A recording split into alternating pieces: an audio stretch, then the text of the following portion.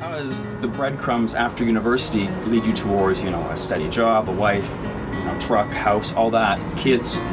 That's just the trail people follow. And the other path of doing your own thing and carving your own niche and taking your passions and crafting a career based on your passions, it's not well laid out because there's not very many people doing it. So it takes a bit of balls to push that direction.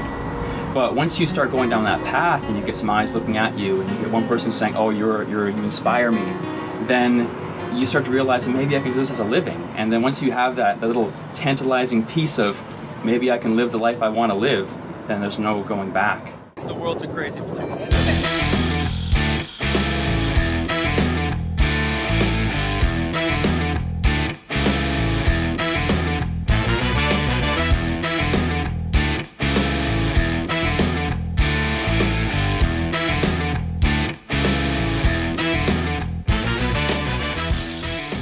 How do I make this work?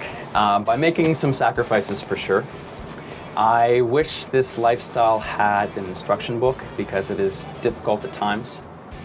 And sacrifices in the sense that, when I found this place here, it was the cheapest spot in Toronto.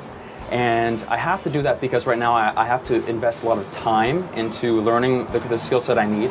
Also a lot of money into getting the equipment I need to do what I do.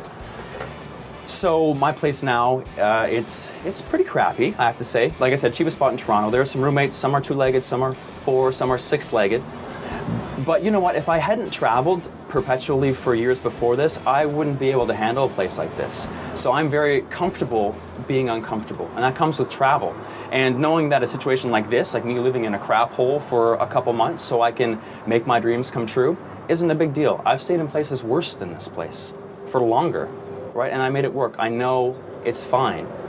So I can tolerate this for a little while because there are things I need to do to make it happen, to make my dreams come true.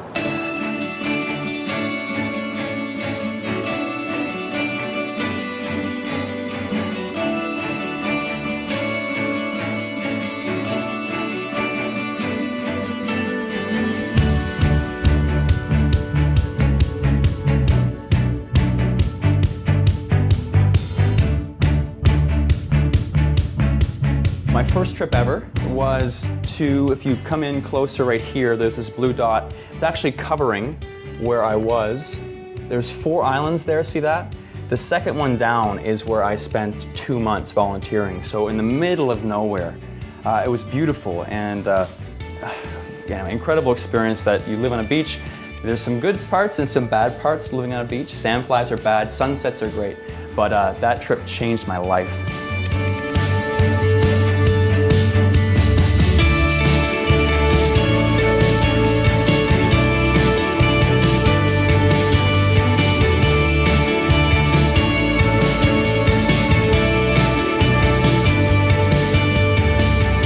My brand now is kind of uncovering those experiences that are life-changing, that aren't the typical off the beaten path kind of travel either, because I kind of feel that, the off the beaten path is kind of becoming the beaten path at this point, right?